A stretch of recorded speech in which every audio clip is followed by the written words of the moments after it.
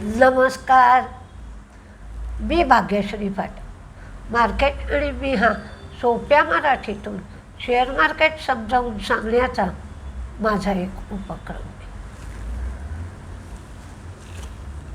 शुक्रवार नंतर मार्केट संपल्यानंतर जेव्हा बातमी आली की स्ट्रेट ऑफ हॉर्मुझ उघडलं आहे, आता जहाजांचं जाणं येणं व्यवस्थित चालू झालं आहे, तेव्हा 86पर्यंत क्रूड गेलं होतं आणि लगेचच 20 मिनिटामध्ये पुन्हा तो रस्ता बंद करण्यात आला आणि तिथून क्रूडचा भाव पुन्हा येणे माझ्या मागल्या 95ला येऊन ठेपला. म्हणजे स्ट्रेट ऑफ हॉर्मुझ हे एक प्रार्थना स्थळ किंवा देवालय झाले म्हणायचं का? आणि तिथून क्रूड व्यवस्थित बाहेर पडत आहे, जहाजं व्यवस्थित बाहेर पडत आहेत आणि क्रूडचं तीर्थ मिळत आहे असं म्हणायचं का?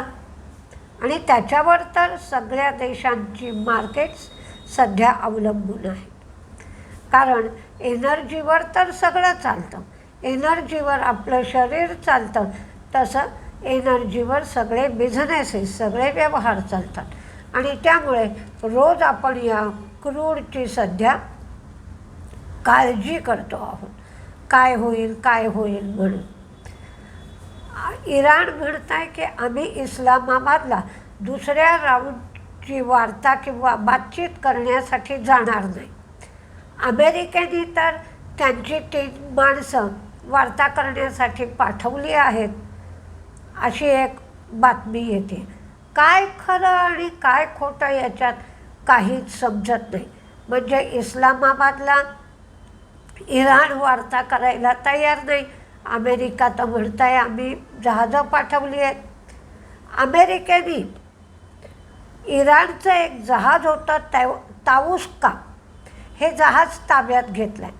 कारण त्यांनी नाकाबंदी केली होती आणि नाकाबंदीमधून हे जहाज बाहेर पडण्याचा प्रयत्न करत होतं. तर ते जहाज ताब्यात घेतल्यामुळे आणखीनच रण पेटलं आहे. तर इराण कुठल्याच समझोत्याला आता तयार नाही आहे. फॉरेन इन्व्हेस्टर्सची खरेदी आहे 683 कोटीची, तर डोमेस्टिक इन्व्हेस्टर्सची विक्री आहे 4721 कोटीची. ही डोमेस्टिक इन्व्हेस्टर्सची विक्री मार्केटमध्ये व्होलॅटिलिटी मोठ्या प्रमाणावर दाखवते. सरकारने मेरीटाईम विमा पूलसाठी 12,980 कोटीचा फंड उभा केला आहे आणि भारताचा एक डेलिगेशन ट्रेड डीलसाठी अमेरिकेला रवाना होत आहे. आणि कोर्टाने जसा संदेश दिला आहे तसे टॅरिफचे पैसे जे अमेरिकेने गोळा केलेत ते आता अमेरिकेला परत द्यावे अमेरिकेने इतर देशांना परत द्यावे लागणार आहेत. बॉन्ड यील्ड 4.27 आहे, डॉलर इंडेक्स 98.28 आहे, तर क्रूड 95.90 या घरावर आहे. आज Mazagaon docks, Garden Reach Shipbuilder, Shipping Corporation of India, GE shipping हे सगळे शेअर तेजीत राहण्याची शक्यता आहे. आता बातम्या काय काय होत्या तर मुख्य बँकांचे रिझल्ट लागले. HDFC बँकेचा रिझल्ट लागला, त्यांचं प्रॉफिट वाढलं, नेट इंटरेस्ट इन्कम वाढलं, NPA कमी झाले, त्यांनी 13 रुपये डिव्हिडंड दिला. पण 60,000 कोटी एवढं कर्ज काढण्यासाठी त्यांना मंजुरी मिळाली. ICICI बँक यांचंही प्रॉफिट वाढलं, नेट इंटरेस्ट इन्कम वाढलं, NPA कमी झाले, 12 रुपये डिव्हिडंड दिला आणि 25,000 कोटी एवढं कर्ज काढण्यास त्यांना मंजुरी मिळाली. जिओ फायनान्शियलचा इंटरेस्ट इन्कम 29% वाढलं, ॲसेट अंडर मॅनेजमेंट 156% ग्रोथ झाली, म्हणजेच 25,711 कोटी. डिस्बर्समेंट झाल्या 10,629 कोटी. इथे सुद्धा 49% ग्रोथ आहे. आणि कॉस्ट ऑफ बॉरोईंग 7% राहिली. डिपॉझिट 544 कोटी. डिपॉझिटमध्येही 84% ग्रोथ झाली आणि 3.7 मिलियन एवढे सबस्क्रायबर्स झाले. येस बँकेचं नेट इंटरेस्ट इन्कम वाढलं, प्रॉफिट वाढला, NPA कमी झाले, पण प्रोव्हिजनिंग मात्र वाढलं आहे. मास्टेकचं प्रॉफिट कमी झालं, रेव्हेन्यू वाढलं, मार्जिन कमी झालं, ऑर्डर बुकही वाढली, पण मास्टेकनी 16 रुपये डिव्हिडंड दिलं आहे. ट्रेंड 22 एप्रिलला बोनसवर विचार करण्यासाठी ट्रेंडची बैठक आहे. BHEL त्यांचा टर्नओव्हर झाला 32,350 कोटीचा, म्हणजेच टर्नओव्हर 18% वाढला आहे. 75,000 कोटींच्या त्यांना ऑर्डर्स मिळाल्या. एकंदर ऑर्डर बुक 2.4 लाख कोटी एवढी झाली आहे. त्यामुळे BHEL तेजीत राहू शकतो.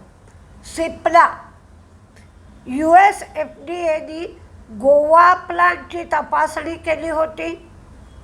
6 ते 17 एप्रिल या कालावधीमध्ये त्याला 483 फॉर्म इश्यू केला आहे आणि 2 त्रुटी दाखवल्यात. लुपिन सॉमरसेट या प्लांटची 13 ते 17 एप्रिल तपासणी केली होती. त्याच्यामध्ये 3 त्रुटी दाखवल्यात.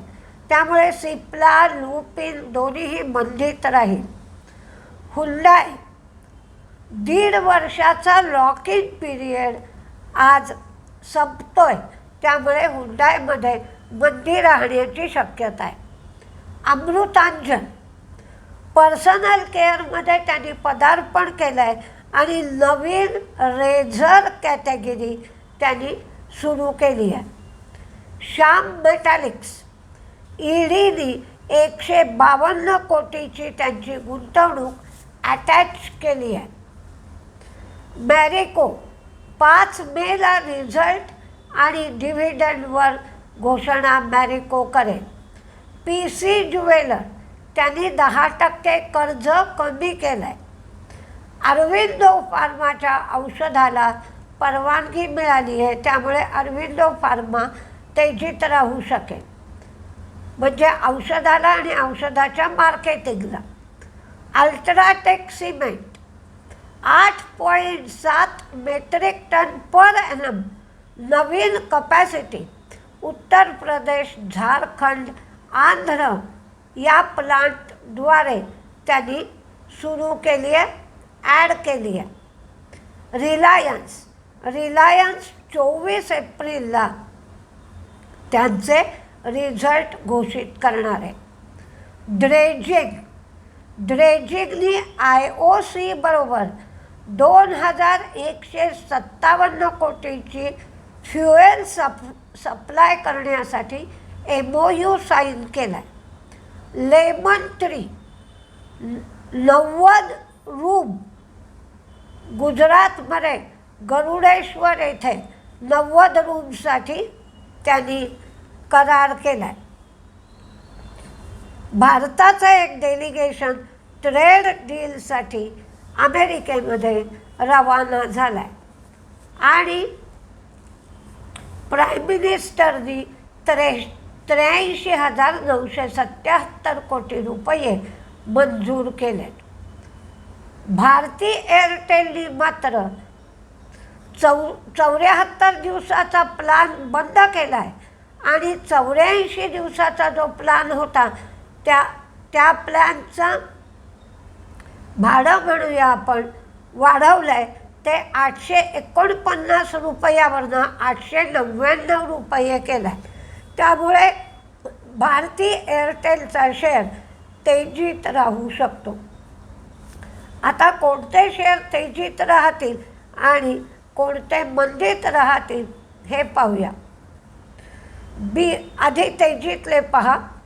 BHEL, EMS, dredging, HDFC bank, ICICI bank, Trent, Hindalco, Yes Bank, Godrej property, GE shipping, shipping corporation, Mazagon dock, Garden Reach ship builders, UltraTech cement, Nykaa, Aurobindo, Pfizer, Jio financial, Mundra, PNB housing, AGI यांना जालंधर अथॉरिटीकडून परवानगी मिळाली आहे.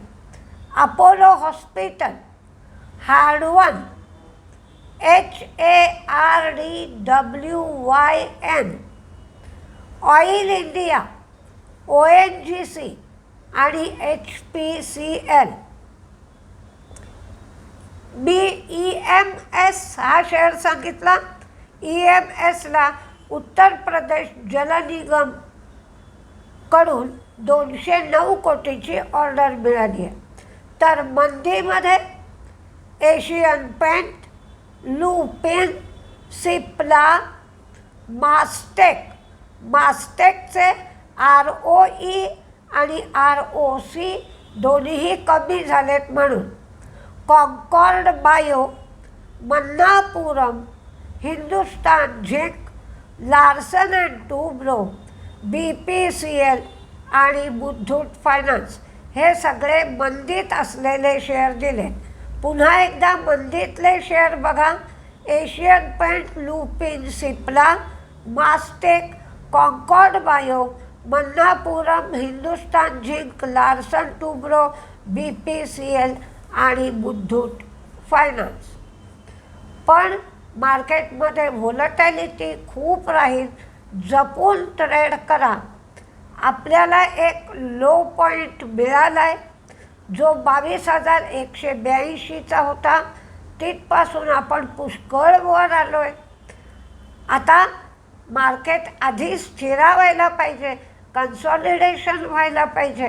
या युद्धाचा जो काय असेल तो रिझल्ट लागायला पाहिजे आणि मगच मार्केटला स्थिरता येईल. तिथपर्यंत मार्केटमध्ये व्होलॅटिलिटी राहील आणि आपल्याला जपूनच मार्केट करावं लागेल. बघूया आज काय काय होतं आहे ते. नमस्ते.